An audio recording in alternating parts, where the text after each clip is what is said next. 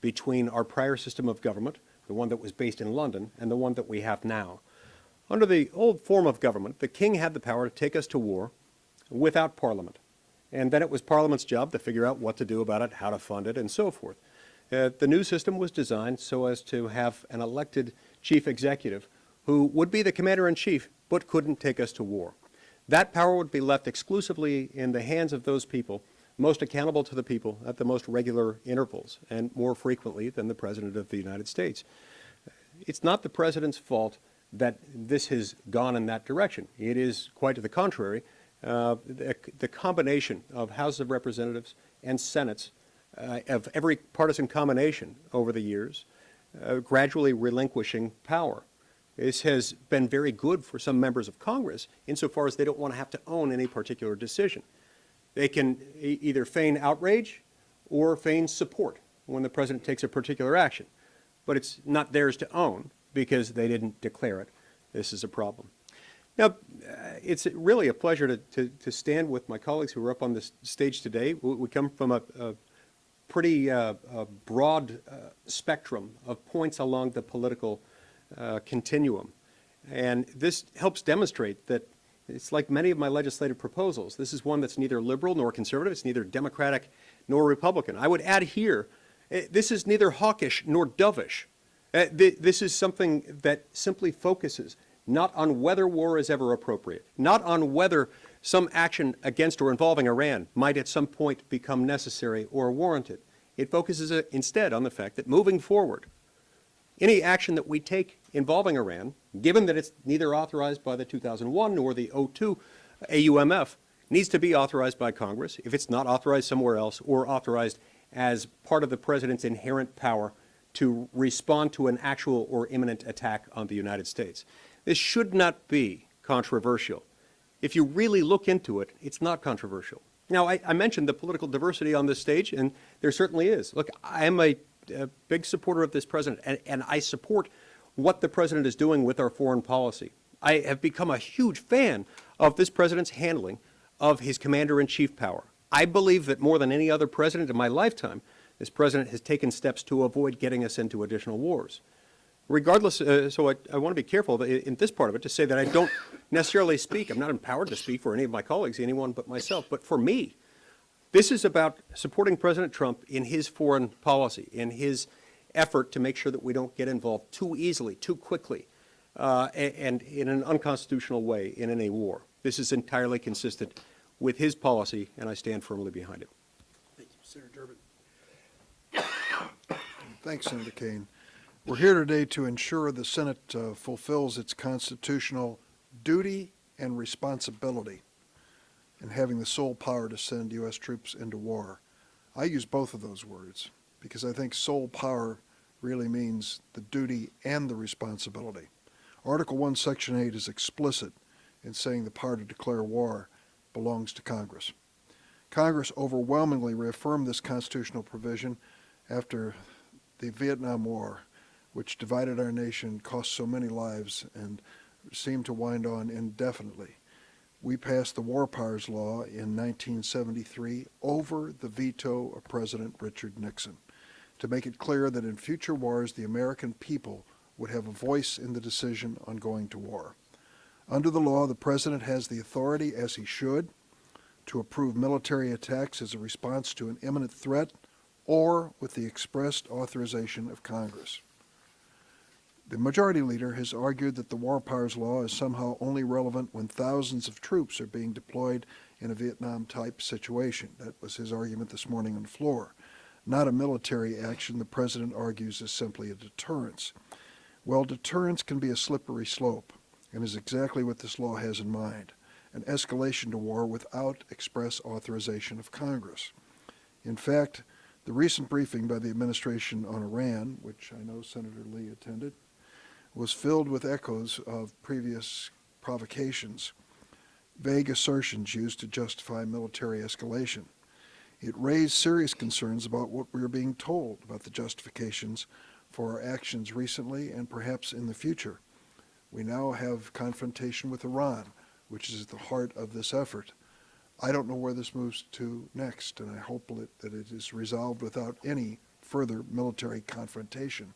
But the prospect of Iran deciding, and I hope they don't, to develop nuclear weapons could put us very quickly on a course where the constitutional responsibility of Congress is invoked. That's why I joined Senator Kaine in this War Powers Act effort. The Senate should not allow the country to be led into another Middle Eastern war without the constitutionally required consent of the American people through Congress. One word about responsibility. I've been a member of the House and the Senate. I have voted on efforts to send our troops to war. They're the toughest votes I've ever had to cast. You just know under the best of circumstances that Americans will die. And before you make that decision, you have to think long and hard. And many members of Congress would like to race away from that and say, no, I'd just rather blame the president if it turns out badly. The Constitution doesn't give us that luxury. We have the responsibility on behalf of the American people to face the realities as Senator Kaine described them on the floor of the Senate this morning with the two recent casualties that occurred. I think it's important for us to accept not only this responsibility, but to acknowledge our authority. The Constitution's clear. Article 1, Section 8 states the power is explicit to Congress, as it should be. One should never send our sons and daughters into war without the consent of the American people. I've made the same argument throughout my congressional career, whether the president was a Democrat or a Republican. I urge my colleagues to join us in reaffirming this body's constitutional authority and responsibility in matters of war. Senator Collins. Thank you. First, let me begin by thanking Senator Kaine for his leadership, Senator Lee, and Senator Durbin for their hard work on this resolution. This resolution is much needed, and it is long overdue. As my colleagues have said, it reasserts Congress's constitutional role and recognizes that the framers did not vest in the president the authority to declare war unilaterally. Over the past decade, regrettably, Congress has too often abdicated its constitutional responsibility on authorizing the sustained use of military force. Article 1, Section 8 of the Constitution could not be clearer. It vests in the Congress the sole power to declare war. Although the President, as Commander-in-Chief, has the power to lead and defend our armed forces and to respond to imminent attacks, no president has the authority to commit our military to a sustained conflict. And it is, as my colleagues have said, important to reassert the legislative branch's role, regardless of which party occupies the White House. That has been my position during every administration, whether the president is a Republican or a Democrat. Indeed, in 2011, I voted with 10 of my Republican colleagues on a similar resolution that was directed toward restraining President Obama's attempt to enter the conflict in Libya. I've supported a number of prior war powers resolutions, including an amendment to the defense bill last June. I do want to say that the regime in Iran should not interpret the recent votes in the House and I hope in the Senate as meaning that the Americans are divided on the president's constitutional prerogative to defend U.S. forces and American citizens around the world. Nor should the Iranian regime interpret these votes as a lack of resolve against its aggression and malign activities in the region. Nothing, for example, in Senator Kaine's resolution would require our Navy to cease patrolling the Strait of Hormuz, for example. But the fact remains that Congress cannot be sidelined in these important constitutional decisions. I salute my colleagues for joining in this bipartisan resolution. I'm encouraged by the vote to proceed, and I hope we will have a strong vote on final passage. Thank you. With that, we'll take some questions. I do want to acknowledge a number of others worked very closely with us on this bill, including Senators Young and Paul. And the version of the bill that we just moved to proceed to was actually benefited by some drafting suggestions both Senators Collins, Senator Lee, and Senator Durbin were part of. So I just want to acknowledge that, please. Senator, going forward, there's been talk about amending the War Powers Act to take note of some of the changes or some of the concerns about consultation, about this 90-day window. Where do you all stand on that? What do you think is doable? Is there a time window for doing something like that, particularly going into a presidential election? I'll just say something quickly about it. Senator McCain and I had a bill called the War Powers Consultation Act that attempted to rewrite the War Powers Act to deal with some of the, some constitutional challenges that had surfaced from the very beginning of the act, and B, the changing nature of warfare from the mid-1970s. That bill was drafted with the thought that warfare was between nation states. What about non-state groups? That bill was passed, that act was passed before there were drone strikes and cyber attacks. Are those acts of war? So there are some conceptual challenges and questions about the way war is fought now that are different than the mid-1970s, and that's why I would support a rewrite of the War Powers Act to take those things into account. I think that's a longer-term project, but a valuable one. If others would want to say a word on that, please. Thank you so much. My question is for Senators Lee and Collins. The House has also tried to repeal the 2002 Iraq War AUMF, and there is an ongoing fight in last year's NDAA, maybe this year NDAA, to defund offensive military action against Iran. Can I get your positions on both those two provisions, where you come down on that? I've said for a long time we've been involved in a two-decade-long war effort that is problematic. I've said for a long time I think we need to get out of Afghanistan, and I think we need to take a close look at any theater of war in which we're still involved. I'm not ready to make a comment or a commitment on any specific proposal moving through the House because I just haven't looked at those. It seems to me that it is time to take a look at the authorization for the use of military force that was passed in response to the terrorist attacks on our country in 2001. It has been in effect for a very long time now, and we do need to reevaluate it. I'm not saying that it shouldn't be replaced, but we do need to reevaluate it. Please.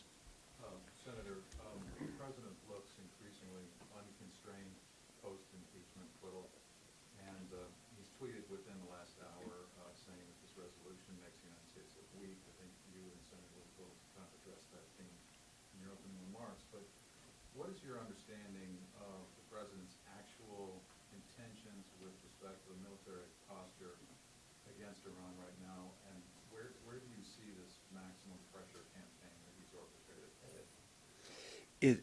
Where it's headed is unpredictable. Remember, the president was very close to a military strike against Iran in June that he aborted at the last minute, a missile or drone strike. And then there was a period of de-escalation, which was good, but then we were escalated back up in December, early January to trading battlefield casualties. So I do think there's been a de-escalation in the last 6 weeks. That's a positive, but it would be overly optimistic to just expect that will go on indefinitely. So I think we're still at a tough posture with Iran taking actions that we don't like, and we're doing some things that they don't like, and so we're in a very tough posture right now. The president has, tweeted out negative things about the resolution, but what we noticed, many of us worked together last year on a similar war powers resolution dealing with U.S. participation with the Saudis in the civil war in Yemen. And we put a war powers resolution on the president's desk from both houses saying, stop these activities.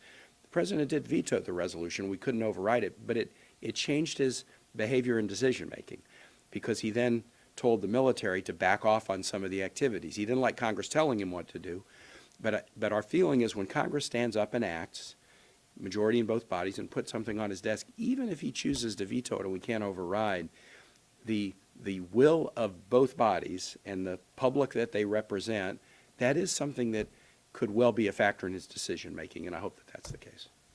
I'd like to say a word, if I can, on two things. First, the earlier question here. Having been one of the 23 senators who voted against the invasion of Iraq, I certainly believe that was the right decision then. Look at the situation we face today, with almost 5,000 American deaths in the war in Iraq. We found no weapons of mass destruction. We enhanced, unfortunately, the image and efforts of Iran in the region, and it appears that many of the Iraqi leaders would like to see us leave after 18 years of this conflict. Having said that, before I pat myself on the back too much, look at Afghanistan. I voted for that. We're still there 18 years later. I had some conversations yesterday which were reported in the press that the president is trying to remove our forces from Afghanistan. I support the concept of bringing our troops home. I think we're all looking for stability in the process. And let me say on Iran, too, going to your point as well. When we asked in this briefing, and nothing that I'm about to relate is classified by my estimation, when I asked the justification for the Suleiman targeting, there was a suggestion that there was a threat to the United States, of some imminent threat of some sort that he was involved in. I then asked whether or not Congress should be called in for their authority, to use their authority to move forward from this point. And there was a pushback from the administration saying that would not be welcomed by the troops. It would hurt morale. I couldn't disagree more. I've had conversations with our military leaders. The uncertainty of American popular support of our military effort undermines the confidence of our troops in their offering their lives for this country. When we step up as a Congress and say we stand together as a nation, we're asking you to serve our nation. I believe they go into combat with a much stronger feeling that they are really executing their best abilities on behalf of the United States and its future. And the President, last point I'll make is the President has said publicly, if Iran moves forward on nuclear weapons, there will be an answer from the United States. I'm not certain what that means. I don't know if that means something in the territory of Iran or not, but that is the complexity of the issue. It's just not as simple as the President makes it in his tweet as to whether or not the American people or the people around the world view us as weaker because we're following the express wording of our Constitution. One last question, please. Yes, Senator. The resolution as written, I think, says directs the President to withdraw troops from Hostilities. And I think the President was saying, well, we're not engaged in hostilities with Iran. So how do you see this resolution actually working practically if it were to be signed into law?